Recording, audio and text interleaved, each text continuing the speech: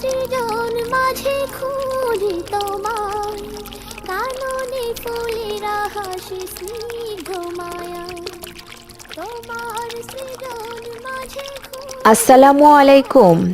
তাসনিয়া মা, এটা তুমি কি করছো? ওয়ালাইকুম আসসালাম। মা, আমি তো ব্রাশ করছি। আস্তাগফিরুল্লাহ, আল্লাহ রাব্বুল আলামিন আমাদের ক্ষমা করুন। তুমি তো পানির অপচয় করছো। এভাবে পানির কল চালিয়ে রেখে তুমি ব্রাশ করছো, এতে তো পানির অনেক অপচয় হচ্ছে। তুমি ব্রাশ শেষ করে তারপর পানি চালাও মা। মা, কেন অপচয় হবে?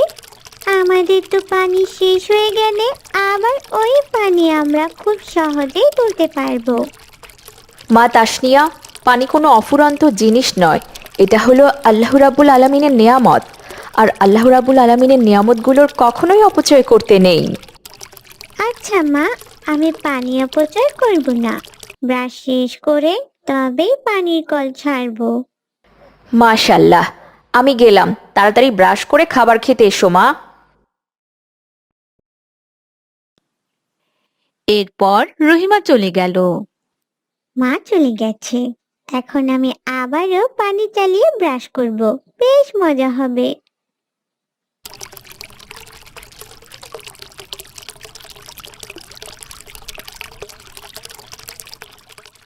তাসনিয়া, মা তাসনিয়া, খাবার খেতে এসো। খাবারগুলো সে কখন থেকে বেড়ে রেখেছি। এই তো মা, আমি চলে এসেছি।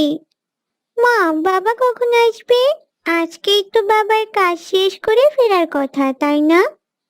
হ্যাঁ মা, একটু পরে তোমার বাবা চলে আসবেন। তুমি দ্রুত হাত ধুয়ে বিসমিল্লা বলে খাবার খাও। মা, আমি হাত ধুয়েছি আর বিসমিল্লাহ পড়েছি। এখন খাবার খেতে দাও তো। আমি জানি মেয়েটা হাত ধুইনি, মিথ্যা বলছে, কিন্তু এখন ওকে কিছুই বলা যাবে না, কারণ বললেই রেগে মেগে খাবার খাবে না। হে খোদা, তুমি আমার কন্যাকে সব কিছু বোঝার তৌফিক দান করো, ওর ওপর হেদায়েত বর্ষিত করো।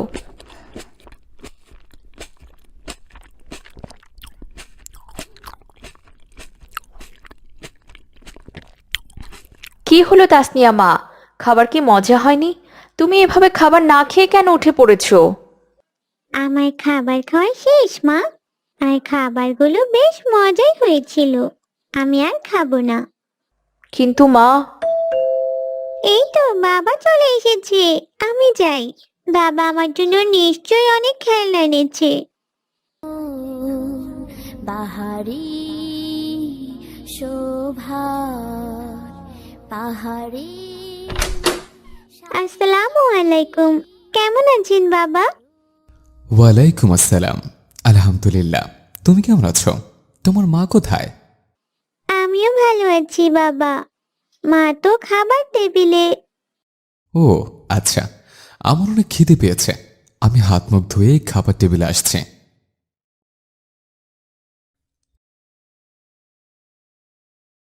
আসসালামু আলাইকুম। আপনার আসতে কোনো অসুবিধা হয়নি তো? ওয়ালাইকুম আসসালাম। না, আল্লাহর রহমতে সই সালামতে কাজ শেষ করে ফিরতে পেরেছে। আলহামদুলিল্লাহ। আপনি তাহলে বসুন, আমি আপনার জন্য খাবার আনছি।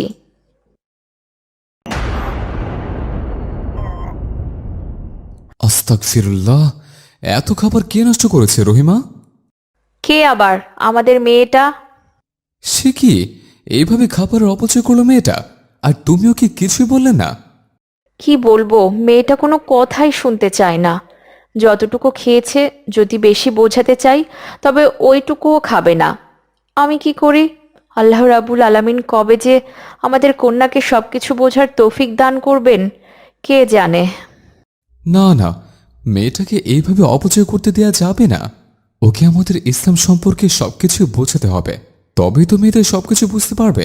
আচ্ছা, তুমি আমাকে দ্রুত খাবার দাও। খাবার শেষ করে আমি মেয়েটার সাথে কথা বলবো। বাবা নিশ্চয়ই আমার জন্য নতুন খেলনা কিনে আনেনি। না, এই খেলনাগুলো অনেক পুরনো হয়ে গেছে। এগুলো নিয়ে খেলতে আমার আর ভালো লাগে না।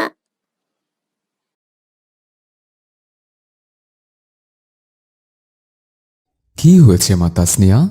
এভাবে মন খারাপ করে বসে আছো কেন? বাবা, আপনি আমার জন্য নতুন খেলনা কিনে আনেননি। আমি অনেক আশা করে বসেছিলাম আপনি আমার জন্য নতুন খেলনা আনবেন।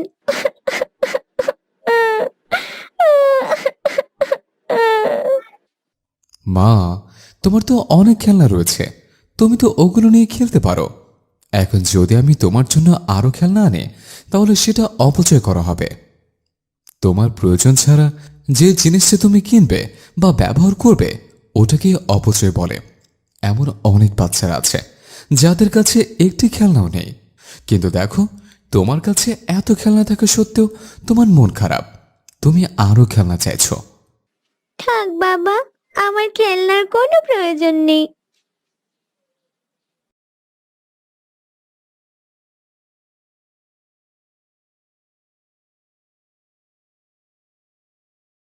না, মেয়েটাকে তো কোনোভাবেই বোঝাতে পারছি না।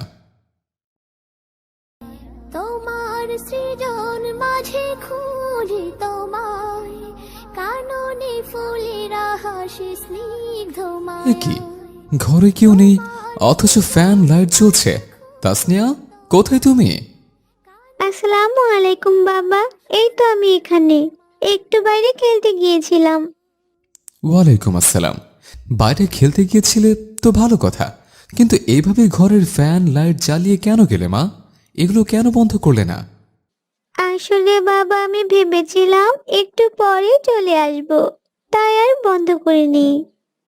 মা, এটাকেই অপচয় বলে। তুমি কি জানো, পবিত্র কুরআন মাজিদে এই অপচয় সম্পর্কে বলা হয়েছে, অপচয়কারী হলো শয়তানের ভাই। আস্তাগফিরুল্লাহ। ঠিক আছে বাবা, এরপর থেকে আমি আর কখনোই ফ্যান লাইট জ্বালিয়ে বাইরে যাব না। পরের দিন সকালে সবাই একসাথে নাস্তা করে, কিন্তু প্রতিদিনের মতো তাসনিয়া খাবার নষ্ট করলো। তাসনিয়া মা, এভাবে খাবার অপচয় করতে নেই, কারণ খাবার আল্লাহ পাকের নেয়ামত। আমাদের প্রিয় নবী হযরত মুহাম্মদ সাল্লাল্লাহু আলাইহি সাল্লাম বলেছেন, তোমরা যখন খাবার খাবে, তখন তোমাদের আঙ্গুলের ফাঁকেও যদি খাবার লেগে থাকে, তবে তোমরা সেটাও ফেলবে না। আর যে পাত্রে খাবার খাবে, সেটা পরিষ্কার করে খাবে, কারণ তোমরা জানো না যে খাবারের কোন অংশে বরকত থাকে। তুমি জানো মা, কত মানুষ আছে যারা খাবারের জন্য মানুষের দাঁড়ে দাঁড়ে ঘুরে বেড়ায়, তবুও খাবার পায় না। বাবা, এমন মানুষও কি আছে যারা না খেয়ে থাকে? সামান্য খাবারের জন্য আবার কেউ কষ্ট করে নাকি?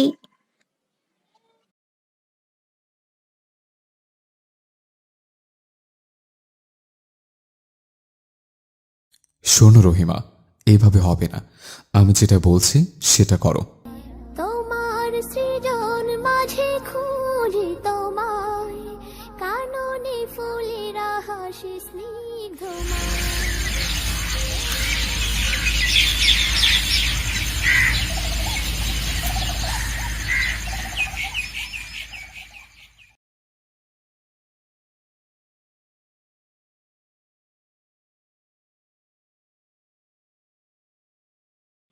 মা, আজকে একটু পানিও নেই, এখন আমি ঘুম থেকে উঠে হাত মুখ কিভাবে ধুবো?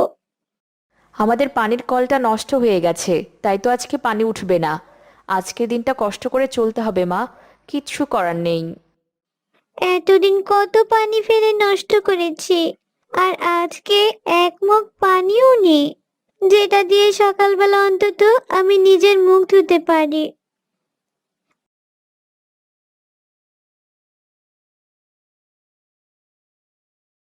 আসসালামু আলাইকুম মা, সকাল গড়িয়ে দুপুর হয়ে গেল, আজকে খাবার দেবে না?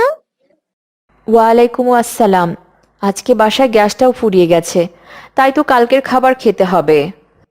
না না, আমি না খেয়ে থাকলেও কিছুতেই কালকের বাসি খাবার খাবো না।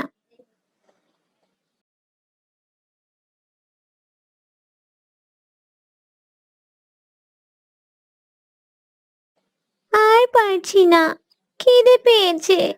জেদ করে তো মাকে বললাম না খেয়ে থাকলেও কালকের বাসি খাবার খাবো না, কিন্তু এখন মনে হচ্ছে ওই বাসি খাবারটা পেলেও অন্তত আমার পেটটা ভরবে। গিয়ে দেখি সে খাবারগুলো আছে কিনা।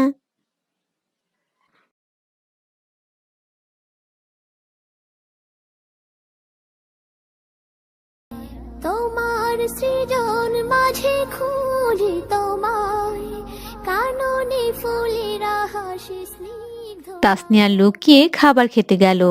তখন তাড়াহুড়োতে তার হাত থেকে কিছুটা খাবার নিচে পড়ে যায়। নিজের খাবারগুলোতে তো ময়লা লেগে গেল। তাতে কি হয়েছে মা, ওই খাবারটা তুলে খাও। পড়ে যাওয়া খাবার তুলে খাওয়া নবীর সুন্নত। আমাদের প্রিয় নবী হজরত মুহাম্মদ সাল্লাল্লাহু আলাইহি ওয়াসাল্লাম বলেছেন, কখনোই কোনো খাবারের অপচয় করো না, কারণ অপচয়কারীকে আল্লাহ রাব্বুল আলামিন পছন্দ করেন না। আর যদি কখনো কোনো খাবার নিচে পড়ে যায় আর তাতে ময়লা লাগে, তাহলে সেই ময়লা পরিষ্কার করে হলেও তোমরা সেই খাবার গ্রহণ করো। এতে আল্লাহ পাক তোমাদের উপর সন্তুষ্ট হবেন।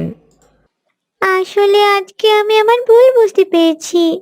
আমি কখনোই খাবারগুলোর প্রতি গুরুত্ব দেইনি, কিন্তু আজ আমি আমার ভুল বুঝতে পেরেছি। কখনোই কোনো কিছু অপচয় করতে নেই। এগুলো ফুরিয়ে গেলে তখনই এর মর্ম বোঝা যায়। মাশাআল্লাহ, আমার মেয়েটা আজকে সবকিছু বুঝতে পেরেছে। আসলে আমরা দুজন পরিকল্পনা করে এগুলোই তোমাকে বোঝানোর চেষ্টা করেছি মা, কারণ আমরা এতভাবে বুঝিয়েও তোমাকে ইসলামের পথে আনতে পারছিলাম না। তুমি আমাদের চোখের আড়াল হলেও অপচয় করেই গেছো। আমাদের কথা কখনো বুঝতে চেষ্টা করনি, কিন্তু আজ বুঝতে পারলে। হ্যাঁ বাবা, আমি আর কখনো কোনো কিছু অপচয় করব না। অসহায় মানুষরা না খেয়ে কিভাবে জীবন যাপন করে আমি আজকেই বুঝতে পারলাম।